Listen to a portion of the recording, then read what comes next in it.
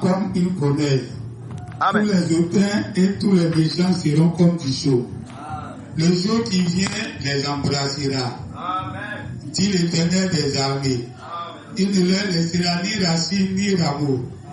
Mais pour vous qui craignez mon nom, s'élèvera le soleil de la justice. Et la guérison sera sous ses ailes. Vous sortirez et vous sauterez comme les veaux d'une étable. Et vous foulerez les méchants. Amen. Car ils seront comme de la cendre sous la plante de vos pieds. Au jour que je prépare, dit l'Éternel des armées. Souvenez-vous de la loi de Moïse, mon serviteur, auquel j'ai prescrit en Horeb pour tout Israël, des préceptes et des ordonnances. Voici, je vous enverrai Élie le prophète, avant le jour de l'Éternel arrive, le jour grand et redoutable. Amen.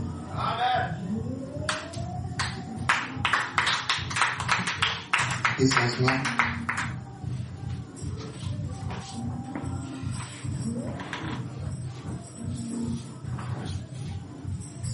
Amen. Ça, c'est une promesse de Dieu. Voici, je vous enverrai Élie le prophète. Donc, quand il dit je vous enverrai, ça veut dire que c'est une promesse, ça va arriver.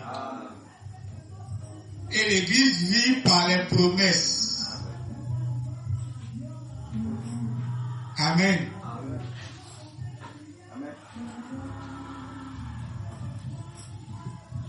Je crois que de temps en temps, vous devez promettre à vos épouses. Ça lui donne du nouveau sang. Amen. Elle compte les jours où la promesse va s'accomplir. Amen. La Bible dit, même si la promesse tarde, il faut attendre. C'est-à-dire que la promesse est vive. Amen. C'est comme les projets. Donc, vous avez les projets dans le foyer, ça fait vivre. On va faire ceci, on va faire cela, quand on va avoir l'argent, on va faire ceci, on va faire cela. Amen. Quand il n'y a plus de projet, vous êtes mort. Donc, vous devez vivre par les projets, par les promesses. Ce qui doit arriver, c'est ça qui fait vivre. Amen. Et les autres ont formulé les projets. Que si tu vas au cimetière, il y a beaucoup de projets qui ont été enterrés. Les gens ont voulu faire des grandes choses. C'est resté dans leur vie. Et puis, c'est pas arrivé à jour. Comme des semences. Souvent, quand j'ai vu des semences, la semence de ce projet-là est déjà mise dans leur vie. Ça va s'accomplir s'il reste encore. Et puis on les enterre. D'autres aussi, il n'y a même pas encore la semence, mais ça y est un projet. Et puis, ils sont au cimetière. Amen. Donc, c'est rempli de projets là-bas. Mais on ne peut s'empêcher d'avoir des projets. Amen. Il faut savoir que forcément, il y aura des projets inachevés.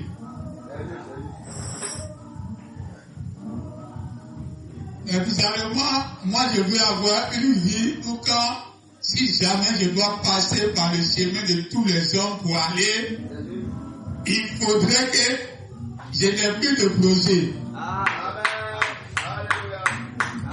Quand on m'enterre, je sois vide. La seule chose qui va rester comme un projet, c'est l'immortalité. J'ai attendu ça jusqu'à finalement, je suis passé par le chemin de tous les hommes. Donc, c'est un projet que j'ai mis la sémence. Mais ça n'a pas vu le jour dans ma vie. Mais ça va voir le jour derrière moi. Amen. Et c'est ce projet-là que je veux garder. Et même quand je veux oublier ça, Dieu vient me rappeler ça. Alléluia. Mais ce que j'attends est qu'il vienne me dire que tu es Siméon. Tant que tu n'as pas vu l'immortalité va pas arriver sur la terre. Alléluia. C'est ce que j'attends. Amen. Donc, il a promis un Moïse. Mais les gens ne savaient pas que c'était un Moïse. Il dit, ta descendance, tes enfants vont aller être étrangers dans un pays qui n'est pas pour eux. Amen. Donc le schéma que Dieu était là fait avec Abraham, c'est le schéma qu'il était là fait avec tous ses enfants qui viennent sur la terre. Depuis le ciel, il dit, vous allez aller dans un pays qui n'est pas pour vous. Amen. Amen. Vous allez entrer dans un pays qui n'est pas pour vous. Vous allez être asservis, opprimés, être des esclaves. Ils vont vous maltraiter parce que vous n'êtes pas chez vous.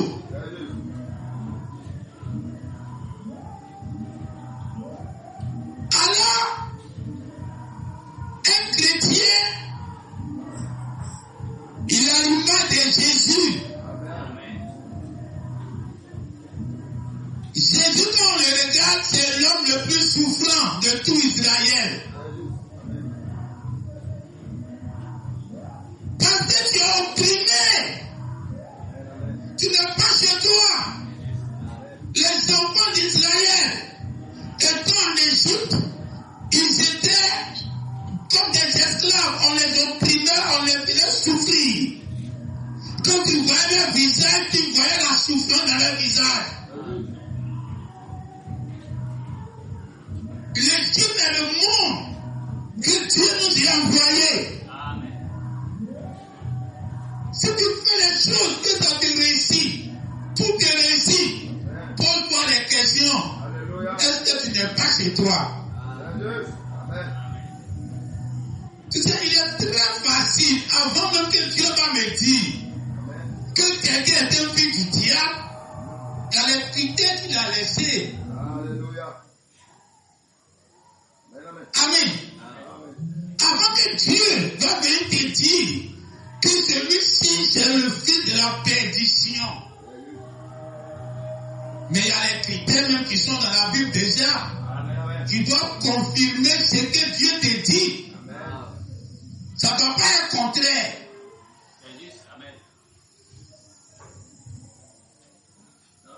Amen. Les saints de l'Ancien Testament, ce n'est pas David seul. Ils ont écrit que le méchant, il fait les choses. Mais ça lui réussit. Plus il fait du mal, plus il prospère. Il insulte Dieu même. Il chie à l'église. Mais ses affaires réussissent. Le Fils de Dieu regarde comment les méchants prospèrent malgré qu'ils font le mal.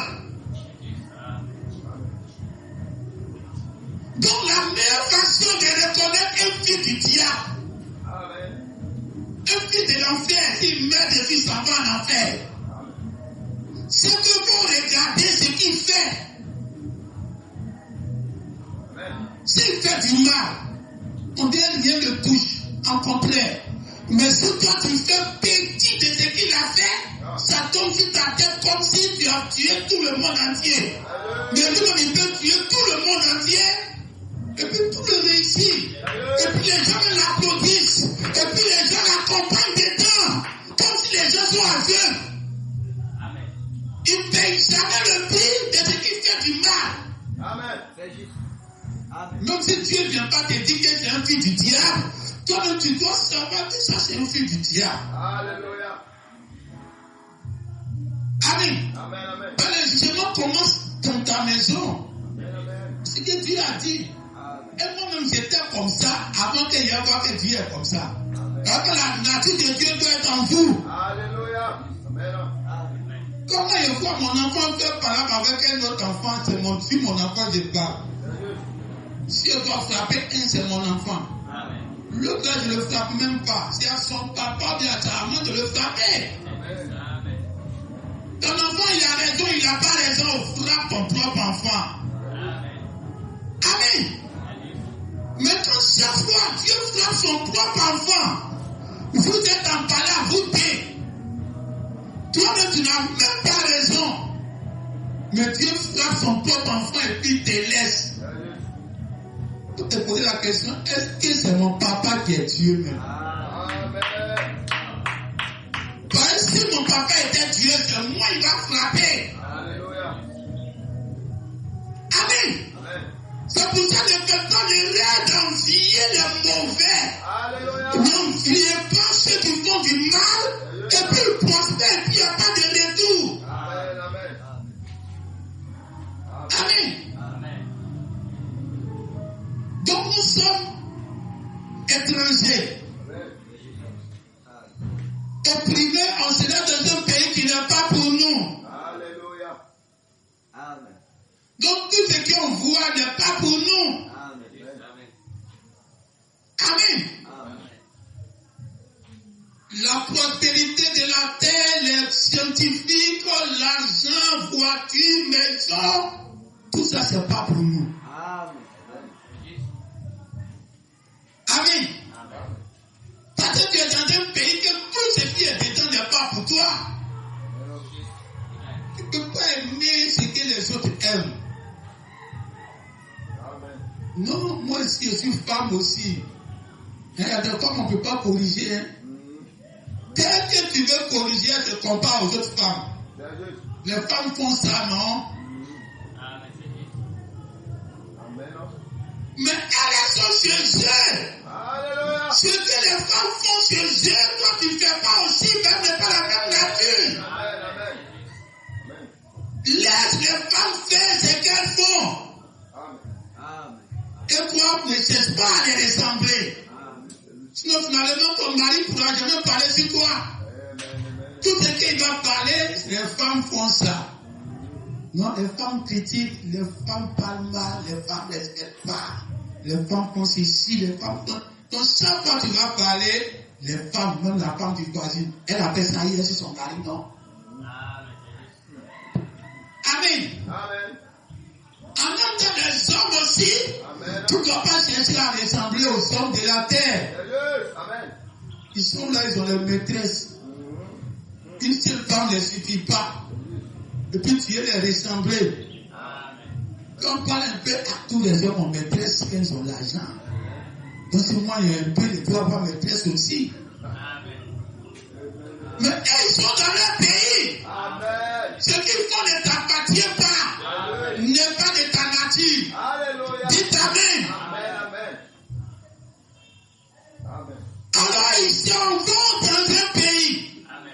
Pas pour être seulement étrangers, mais ils seront maltraités. Tu seras à l'église et puis maltraité par ton frère que tu dis qu'il est traité comme toi. Parce que lui, il est celui qui est étranger que lui. Amen. Alléluia.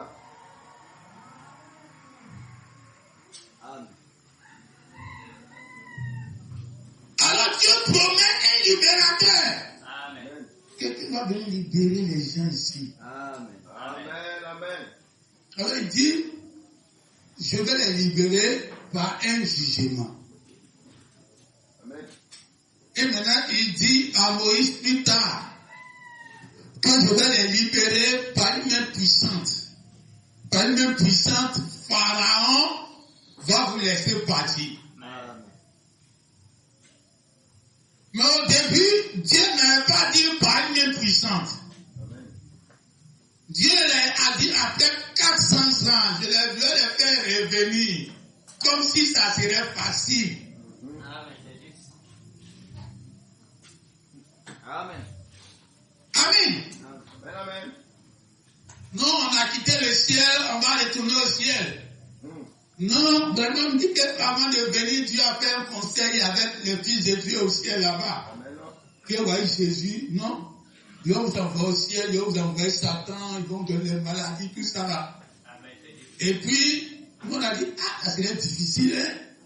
Comment faire pour revenir? Et puis il dit, voici l'agneau, je suis là, il mourrait, c'est pour vous. Vous allez revenir. Mais ce n'est pas un petit combat. Il parle qu'on va revenir à lui comme si c'était facile. Mais il y a Pharaon qui arrive. Dieu a préparé un Pharaon. Un Pharaon qui n'a pas connu Jésus. Il n'a pas connu Joseph.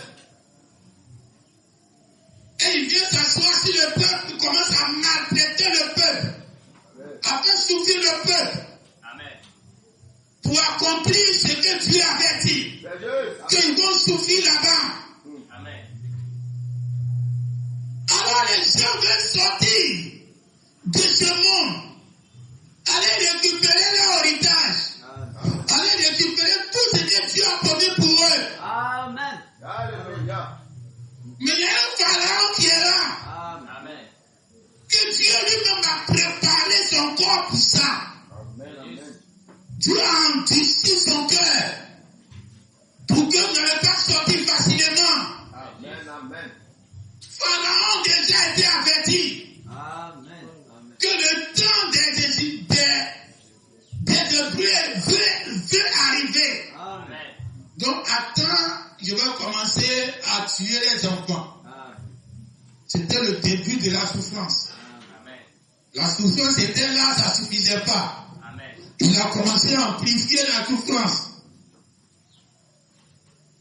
Quand Dieu venait à susciter Moïse, il a vu Moïse, il a amplifié leur travail. Donc avant même que Pharaon va commencer à s'entêter avec les signes que Dieu va donner, Pharaon a commencé à faire souffrir le peuple à cause de ce qu'ils vont aller faire bientôt. Amen. Chaque exemple était Moïse qui doit venir. Quand Moïse a dit, Dieu va vous envoyer quelqu'un comme moi, il a envoyé Jésus.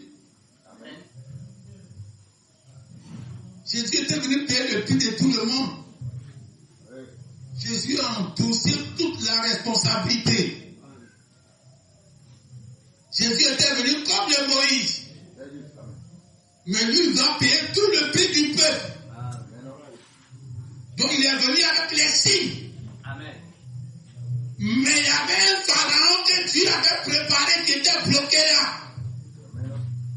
Pour faire souffrir Jésus. Et Rome n'était pas prêt à ce que Jésus va accomplir sa mission tranquillement. Quelqu'un qui s'en va pour mourir. Pourquoi on va les gifler? Pourquoi on va cracher sur son visage? Pourquoi on va tirer ses barbes? Vous-même, vous savez qu'il s'en va pour mourir. Un peu de compassion.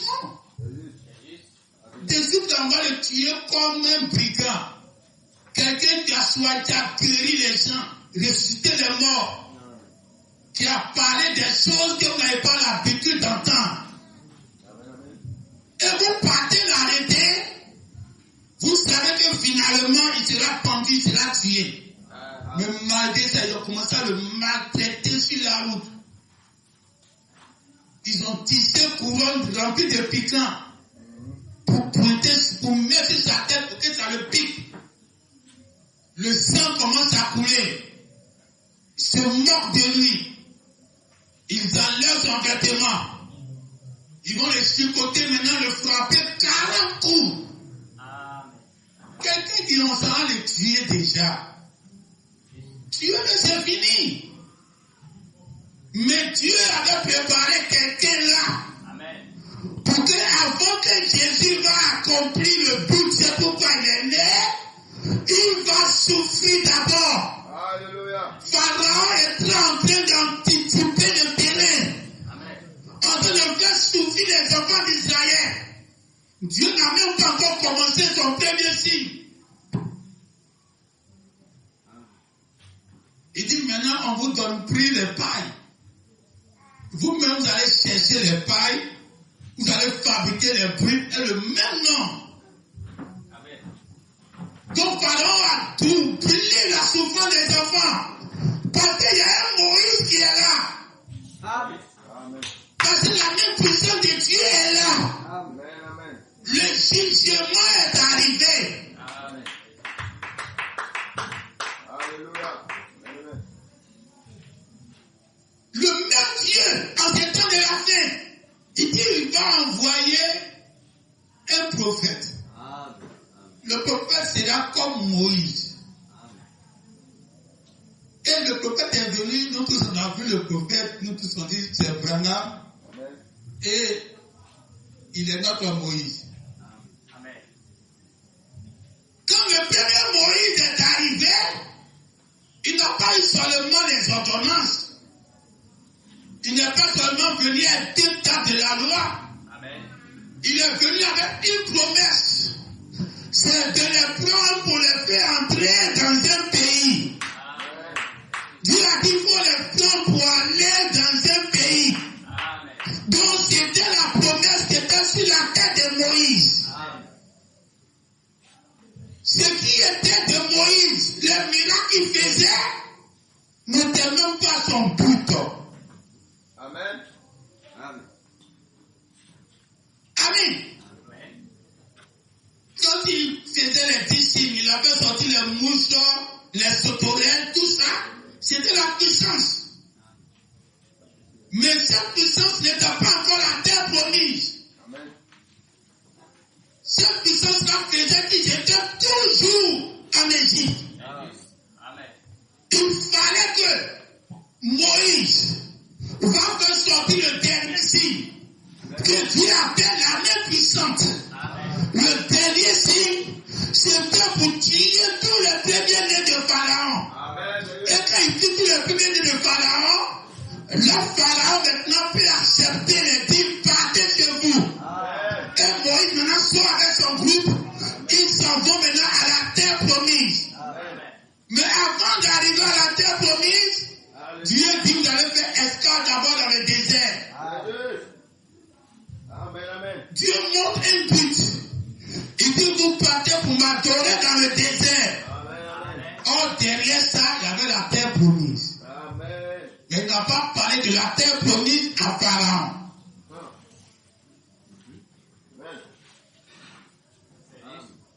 Amen. Amen. Quand Jésus est arrivé, Jésus est mort à la croix. Il est ressuscité. C'était une surprise pour tout le monde. Amen. La Bible n'a jamais dit Jésus va ressusciter, venir marcher avec les gens sur la terre ici. Amen. On dit seulement qu'il va ressusciter. Amen. Mais ça n'a pas été dit qu'il va venir manger du pain avec nous, Amen. avec du poisson avec nous. Alléluia. Ça n'a pas été dit qu'après sa mort, il va venir enseigner encore. Amen. Alléluia. Satan savait que celui qui vient, il doit mourir. Il vient pour mourir pour le peuple. Satan savait que Dieu va le ressusciter. Amen. Jésus parlait de ça. Mais Jésus ne dit pas que je vais revenir et manger avec vous, me promener avec vous, faire les mêmes choses. Oh, c'était une terre promise. La terre promise que Dieu avait promis au peuple. Voilà la terre promise que Dieu vient nous montrer. La Bible n'a pas parlé de ça. Mais Jésus est venu manifester la terre promise pour nous. Amen. Une terre promise qu'on laisse la mort derrière nous. Et on vient vivre dans un corps humain. Amen. Mais la mort devient le passé. La mort était le passé derrière Jésus. Jésus est mort comme tout le monde. Comme toi, tu dois mourir comme les hommes qui meurent. Mais la mort doit être derrière toi un jour. Alléluia. Comme ça a été derrière Jésus un jour. Amen. Et Jésus a commencé à revivre sur la terre. Dites Amen. Amen. Quand Jésus est revenu, il n'est pas né encore. Il n'est pas né de maman Marie. Alléluia. Il est revenu de façon adulte. Amen. Dites Amen. Amen. Peut-être que quand il partait, il avait 33 ans, comme la Bible dit. Amen. Mais quand il est revenu, il n'avait pas forcément 33 ans. Amen. C'est pour ça que les gens ne le reconnaissent pas. S'il est devenu barbu, on le reconnaît. Dites Amen. Si un signe qui est là, Amen. des suite là, il nous quitte. Et bien dans 3 jours, il sort devant nous, on risque de ne pas le reconnaître. Alléluia. Si on ne rentre pas dans la dimension, on ne va pas le reconnaître. Il sera obligé de dire, mais c'est moi. Parce qu'on ne l'a pas connu quand il avait 18 ans. Dites Amen. Amen. Quand Jésus est mort, quand il est revenu, quand il marchait sur la terre, c'était la terre promise que Dieu n'avait pas parlé. Que nous, on va aller vivre là-bas. Qui nous a montré cette terre promise-là. Dites Amen. Un corps, le Saint-Esprit, ton corps, le chair. Et puis Dieu étant en même temps. Tu manges, tu bois l'eau, et puis tu es éternel. Dites Amen.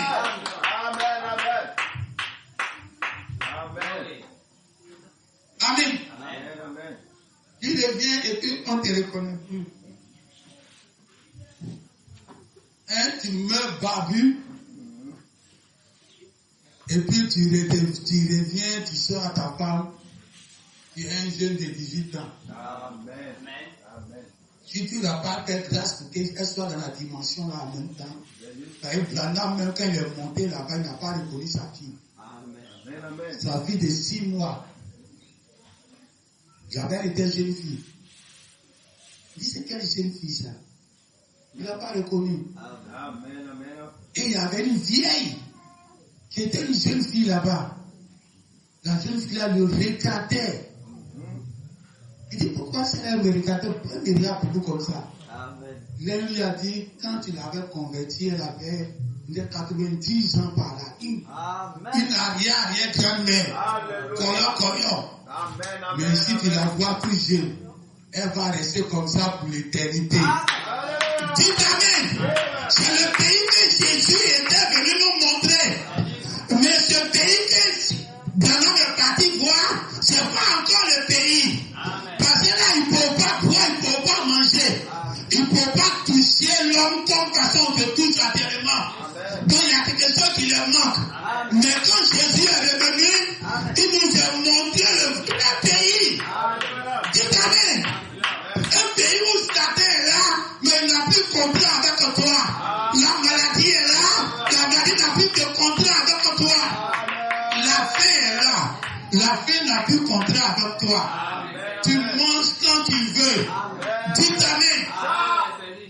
Le jour où Jésus plaisait poisson là, il n'a plus poisson à vous. Amen. Non, Jésus va venir tuer poisson encore. Les pierres étaient à la pêche. Ils ont pêché poisson comme les hommes pour tuer les poissons. Jésus est au bord de la mer là-bas. Lui n'est pas rentré dans l'eau, c'est lui qui a plaisé poisson. Venez, on va manger poisson plaisé. Dites Amen. C'est le pays là que Jésus est venu nous montrer. On va aller à ce pays-là où on va manger sans tuer. On va manger poisson sans rentrer dans l'eau. Amen. Alors Dieu dit, au temps de la fin, avant que le jour du jugement n'arrive, un jour grand et redoutable, comme façon que Égypte était, un jour grand et redoutable devait arriver. Après 400 ans, Dieu devait juger la nation. Donc c'était un jour grand et redoutable. Avant ce jour grand et redoutable sur l'Égypte, je vous enverrai Élie le prophète, Moïse. Il sera là le jour-là. Tout Amen. Tout va vous faire sortir du pays pour aller dans un pays. Alors nous sommes dans notre Égypte et on a un pharaon qui est sur nous. Un pharaon qui est endurci.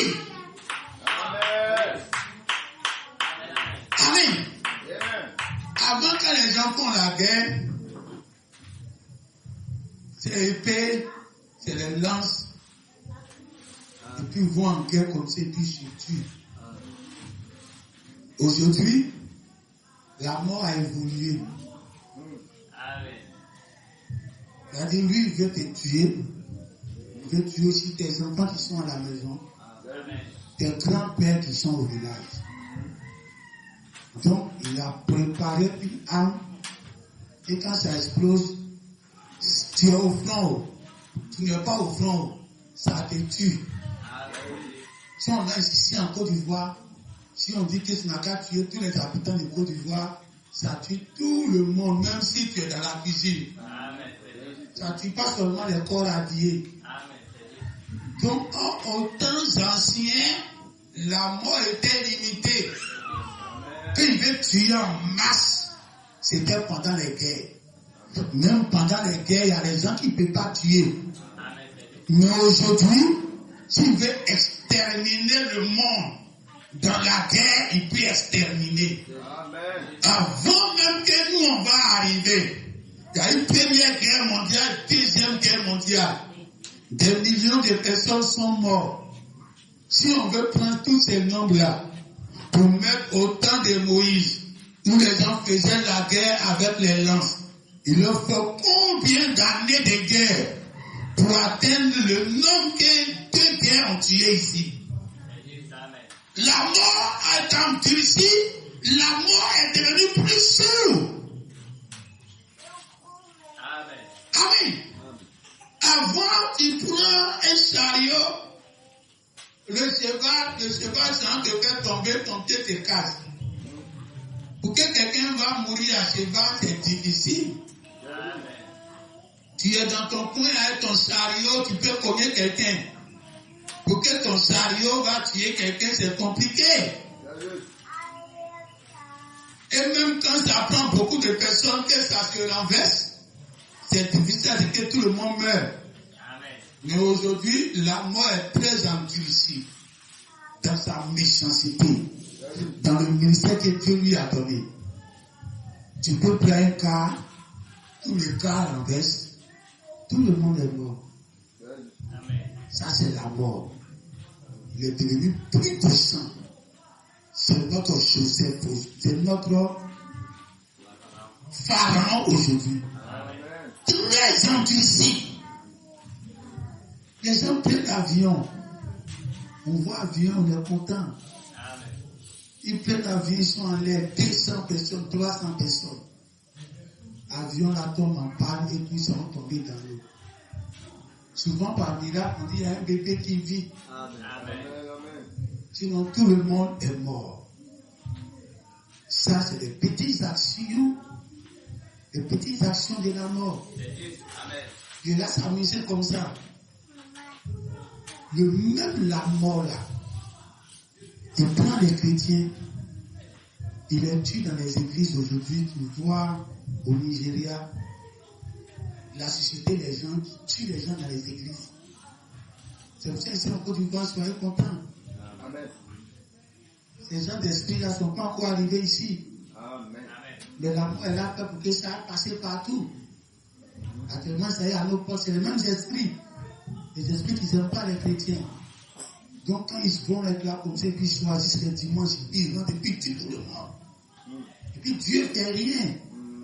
Parce que c'est quand Pharaon était en train de faire souffrir le peuple là, Dieu faisait quoi? Dieu n'a pas dit diminuer les trucs. Dieu n'a rien fait. On le frappait. Dieu ne fait rien. Amen. Dieu est assis au ciel, il dit j'entends les cris. Donc Dieu est là-bas et puis vient entendre tes cris. C'est tes cris qui le font venir. Alléluia. Sinon ta souffrance là, c'est pas un problème. Ça n'a qu'à venir chez toi. Ils vont vous tuer, ils vont vous maltraiter. Tu vas chercher la tête, tu ne gagnes pas. Et puis tu cries. Et puis ça monte à lui.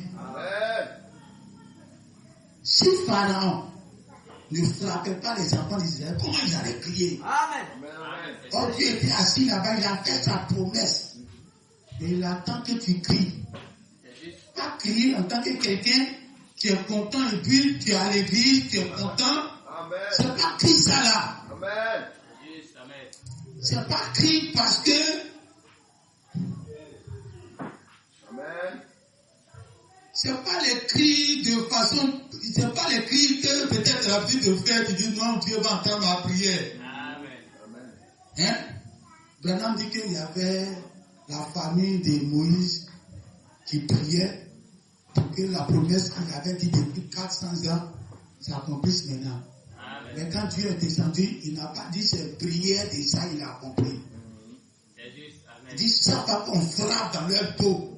Et puis il crie là, c'est ça lui il l'entend. Amen. Donc, pour que ta délivrance arrive, il faut que tu cries.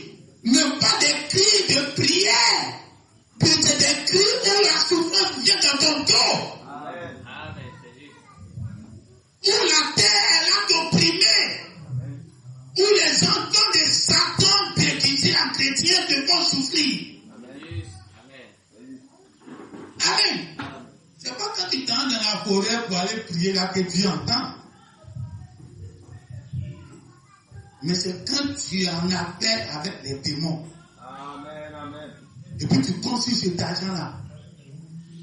Et puis finalement, on te gruge. Et puis on t'a grugé. Oh, tu attendais ça pour payer ta maison. Amen. Pour payer ta facture, pour faire quelque chose, pour payer l'école de tes enfants. Amen.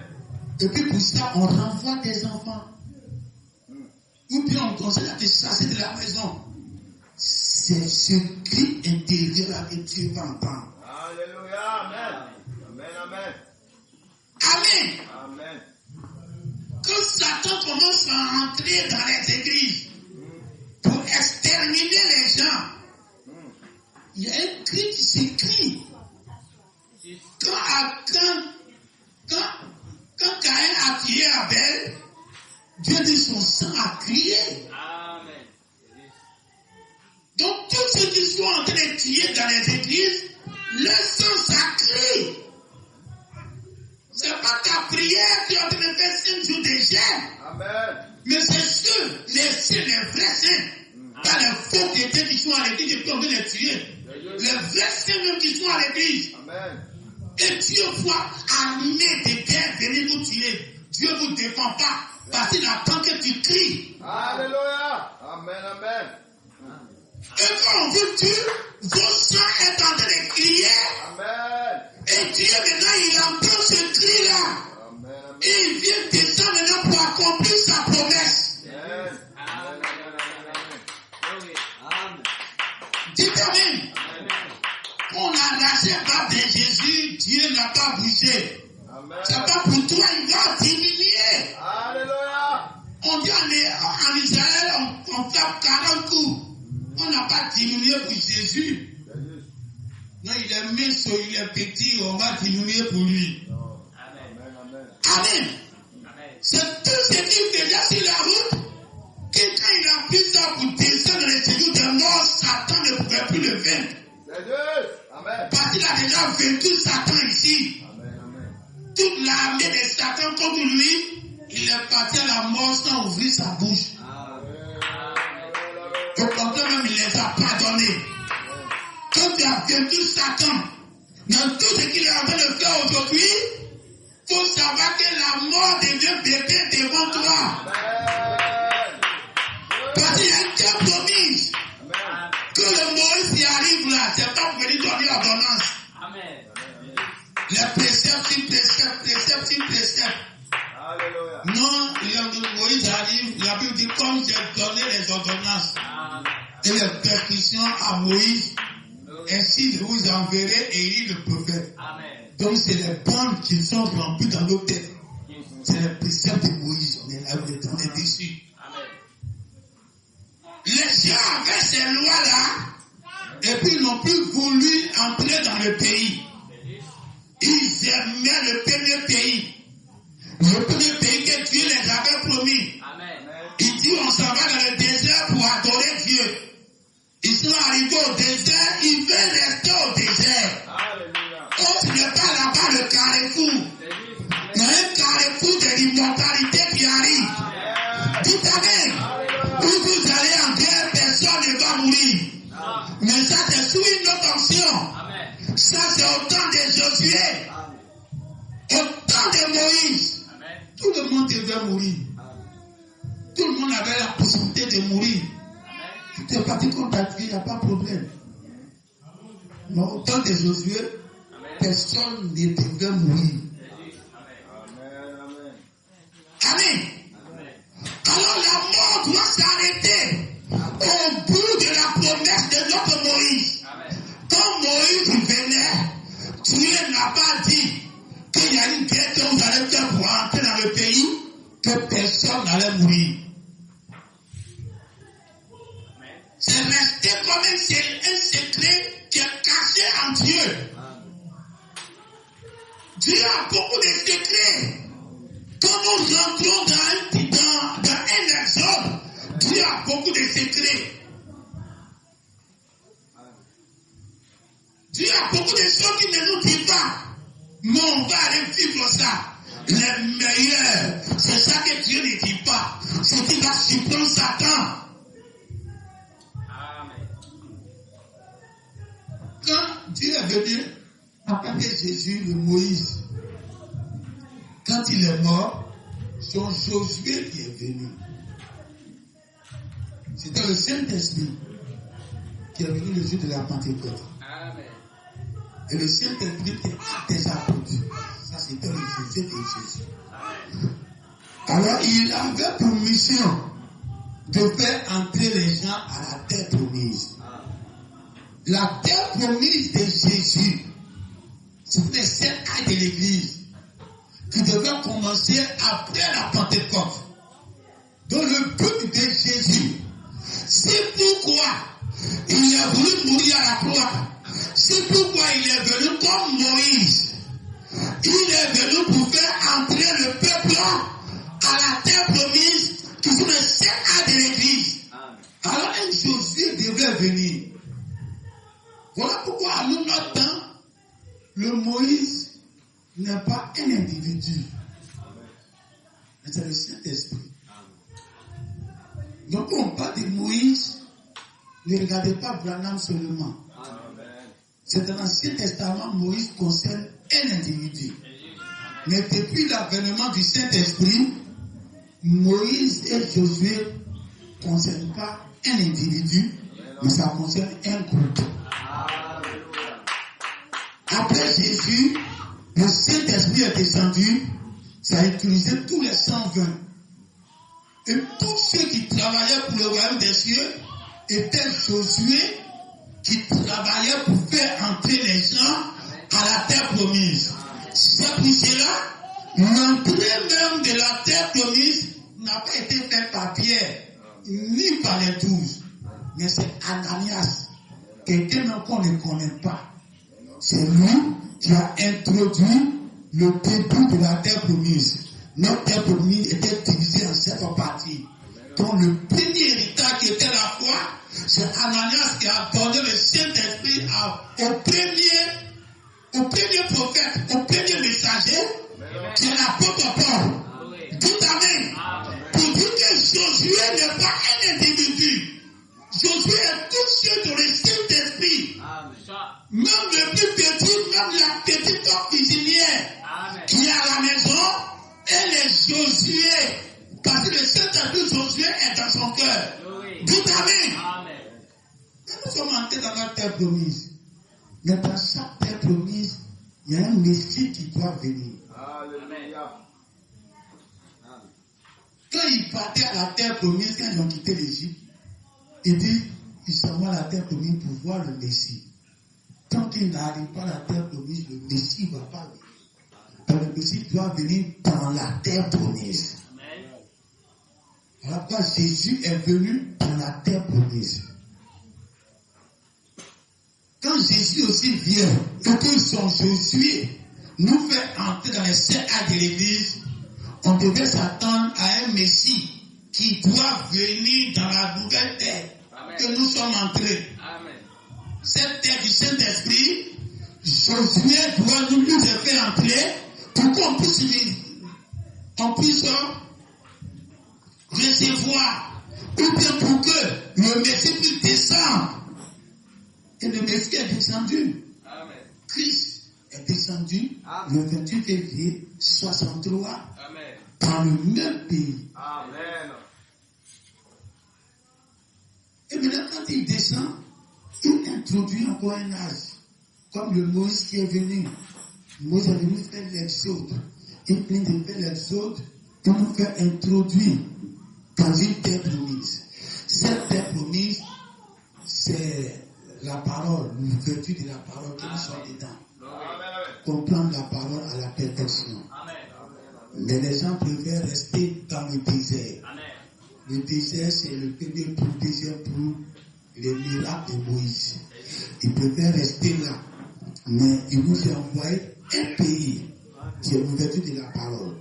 Donc, étant dans l'ouverture de la parole, nous savons que le Messie doit forcément venir. Et au bout de la chaîne, le Messie vient toujours au bout de la chaîne. Le premier Messie est venu au bout de la chaîne de la loi.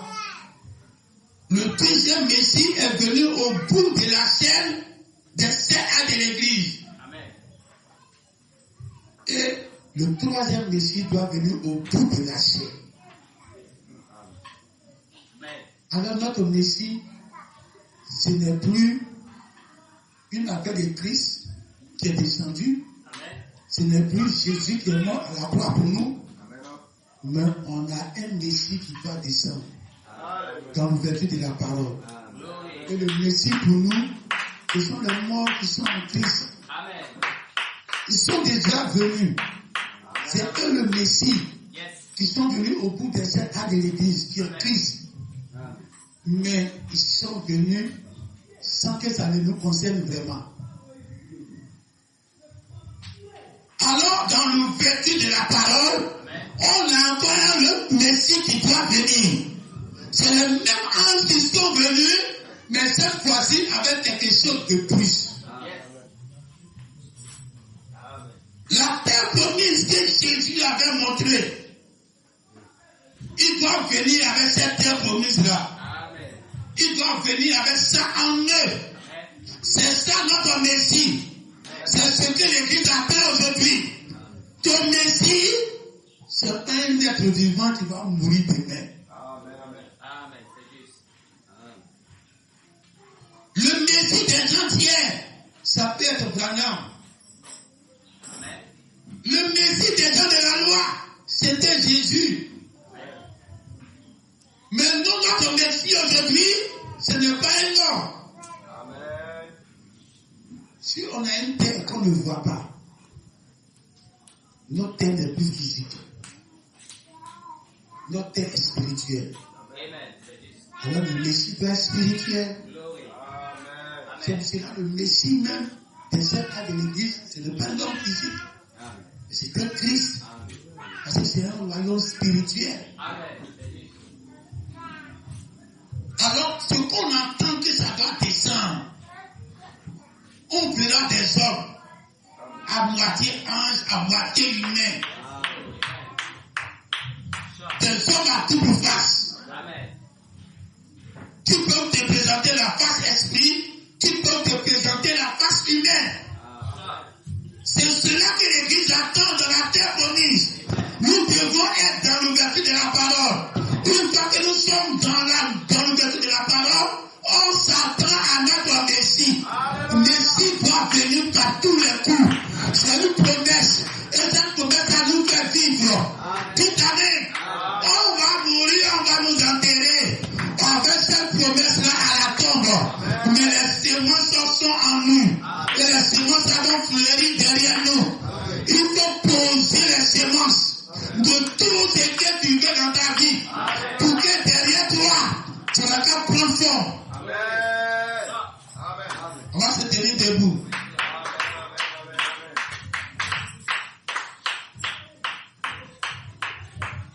Moïse vient, il s'arrête en parcours. Le premier Moïse qui est venu, il s'est arrêté en parcours. Jésus, le deuxième Moïse qui est venu, il s'est arrêté en parcours. La terre promise arrivait. Il voyait ça. Il voulait arriver là-bas. Dieu l'a pris avant ça.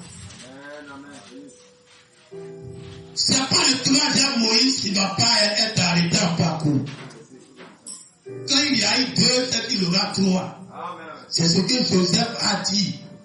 Alors si les deux Moïse n'ont pas pu accéder à la terre promise, ça nous dit que le troisième Moïse ne va pas accéder à la terre promise. C'est arrêté par Dieu. Alors le troisième Moïse, qui s'est manifesté de la chair humaine en tant qu'un homme, il va s'arrêter en parcours. Les bancs, les procès vont vous amener à un niveau en parcours.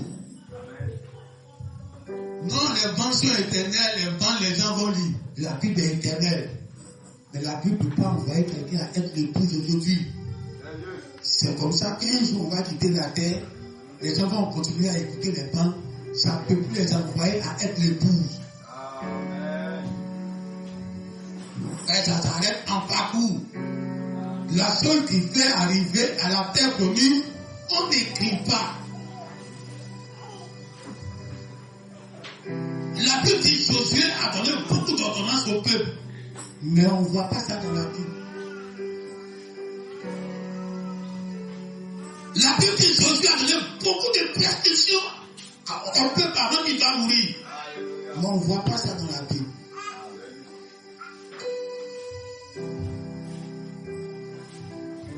Alors le Josué que Dieu envoie comme une éternité au milieu, tu n'auras pas besoin de ça après qu'ils sont déjà partis. C'est un ministère qui fait entrer. Mais Moïse a continué après. Moïse a dit.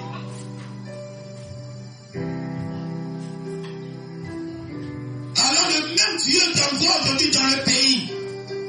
L'ouverture de la parole est le pays. La compréhension de la parole est le pays. Mais une fois que tu es dans le pays, il y a un Messie qui arrive. Alors c'est là que Satan a envoyé tout ce qu'il faut pour d'ici lequel il a mort. Alors que fragiliser à tous les côtés, les maladies incurables. Les maladies maintenant qui ont dit que c'est ton corps qui se combat à lui-même. Donc c'est pas virus, c'est pas microbe. C'est tes propres défenses qui s'auto-détruisent. Et tout ça, c'est la mort qui est là engendré tout ça. Pour qu'arriver quelque part, les gens soient troublés. Ils savent qu'il n'y a plus d'issue. Ils sont bloqués. C'est là que Dieu dit que c'est pas une puissance que vous allez retourner à ce pays éternité que vous avez perdu. Pas une puissance. Vous allez retourner dans l'éternité. Pas une puissance. Vous allez récupérer ce que vous avez perdu. C'est pas un dormant.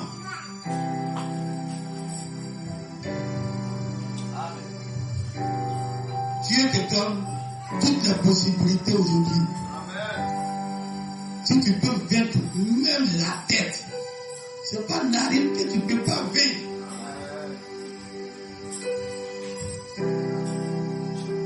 Quand Jésus regardait la mort qu'il s'en va affronter, quand il s'abat, ça ne veut dire rien. On frappait dans son dos, ça ne veut dire rien. On peut dans sa main, ça ne veut dire rien. Parce que lui, il sait qu'il s'est un peu malade à la tête. Pourquoi il va avoir peur des narines, des oreilles, des nez? Quand tu veux combattre à la mort, et puis les petits problèmes de la vie te préoccupent comme ça. Te mettre un frein à ton adoration. Non, aujourd'hui, je suis trop fatigué, je ne viens pas à l'église. Non, je dis, je suis malade, je suis à la maison. Même si tu es malade, tu peux faire 4 fois pour venir à l'église. Alléluia. Parce que par là que tu as à faire, là, c'est plus que ça. Amen. Amen. On on a désiré, on n'a pas désiré enlever les habits de Jésus. Il était nu. Ça ne disait rien. Le problème qu'il est dedans là, c'est pas être nu devant les gens qui doivent lui faire quelque chose. Il va combattre la tête. Toi qui dois combattre la tête, le dernier ennemi qui n'a pas connu Jésus. Jésus a bouffé, mais il a laissé. Pourquoi il a laissé? Lui-même il a bouffé Jésus. Il a bouffé Jésus. Donc Jésus l'a laissé tranquille. Donc la mort n'a pas connu Jésus. Donc il vient maintenant avec une grande puissance pour vous maltraiter. Et puis c'est les petites maladies, les ulcères, les cancers, quoi que ce soit qui vous éprend. La pauvreté, l'argent qu'on ne gagne pas, les petits problèmes à la maison. Si tu es vaincu là, il ne faut même pas lutter la tête. Amen. Alléluia. Si genou t'a déjà vaincu, ce n'est pas la tête que tu vas vaincre. Alors commencez à voir comme Jésus. Vous êtes dans le pays, mais il y a un Messie qui arrive. Et ce Messie, c'est la même puissance de Dieu. Et cette même puissance va descendre par des cris. Par des cris. Dieu ne va pas éliminer la souffrance derrière toi. Dieu va mettre la souffrance pour que tu cries. Dieu ne va pas épargner la mort s'il est dédié. Il va vous permettre qu'on vous tue partout. Pour que vos sang la crie. Et c'est ces cris-là que le Messie va descendre. Va dire, on est venu maintenant. Pour que vous allez quitter la terre.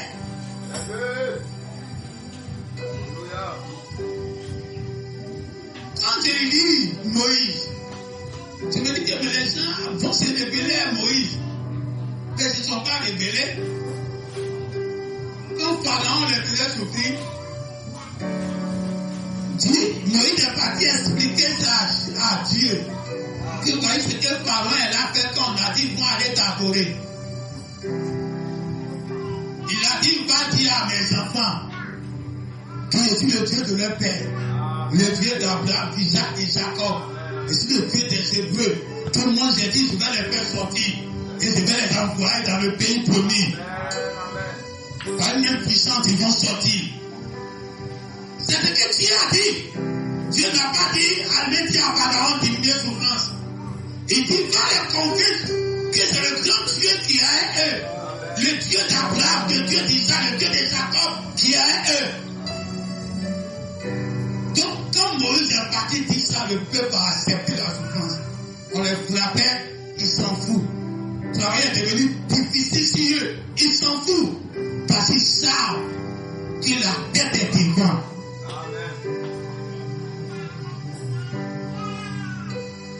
Alors le même Dieu de Dieu aujourd'hui, malgré ta souffrance, malgré ton problème de pauvreté, malgré tes maladies, malgré tes que tu subis, moi je ne viens pas pour te dériver de ça.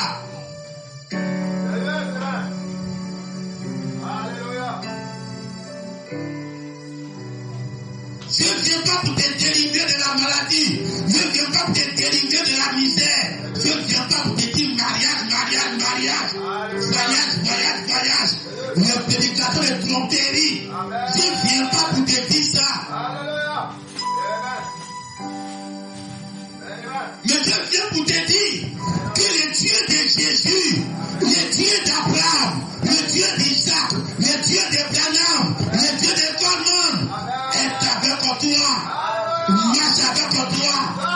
Alors accepte la souffrance. Accepte tout ce que tu subis. Parce que la tête est devant. La tête que tu vas manger, là, c'est devant.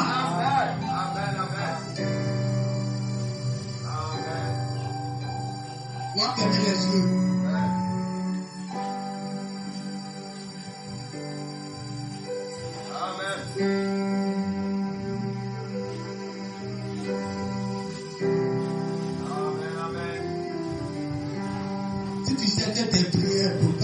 Dieu.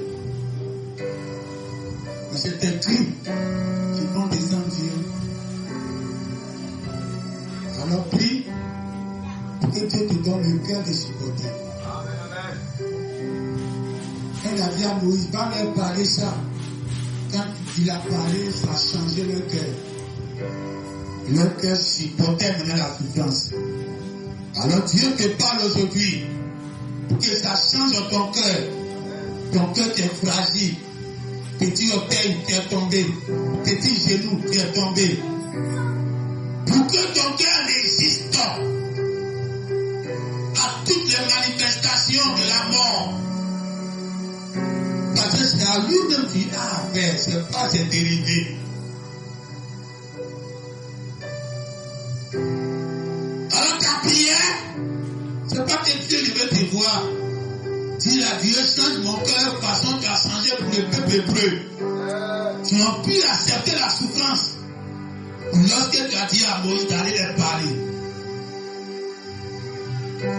Personne n'était rebellé contre Moïse là. Ils ont accepté la souffrance. Tout ce que Moïse parlait, il faisait. Prions ensemble. On a reçu notre Moïse. Nous savons que le Moïse dans ce temps de la paix n'est pas un individu. Mais c'est l'âme du Seigneur qui est notre Moïse. Et ce Moïse est venu pour nous faire introduire dans la terre promise. Qui est l'ouverture de la parole. On demeure dans l'ouverture de la parole. C'est dans cette ouverture de la parole que la parole dit attrape ton cœur. Tu n'es pas une épouse de miracle. Tu es une épouse de parole.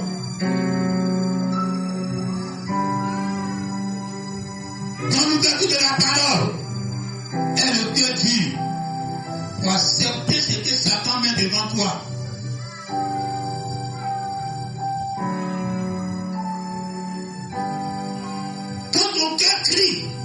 Quand ton cœur saigne à cause de l'injustice, à cause du mensonge, cela Dieu entend ton cri intérieur.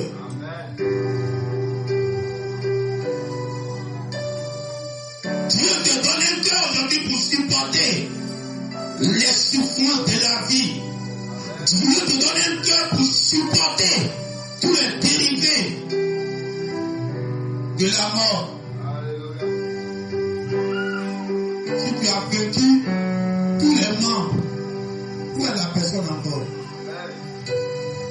Et quand on a coupé les deux mains, on a coupé les deux pieds, c'est la tête qui fait quoi? C'est la tête qui parle et puis le corps fait. Mais quand le corps n'est plus là, la tête fait quoi? Alors que tu as vaincu tout le corps de la mort, la tête même qui est la mort ne peut plus venir contre toi. Alors domine sur tout ce qui arrive de difficile dans ta vie. Pas que ça ne va pas te faire mal. Ça va te faire mal, mais avance. Dimanche, même si tu as mot de vent, fais 4 pas pour venir à l'église. Que les gens du quartier te voient que tu as fait 4 pas pour aller à l'église.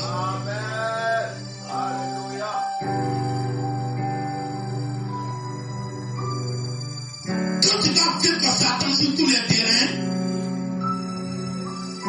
la mort a déjà vaincu d'avance. Que Dieu te bénisse.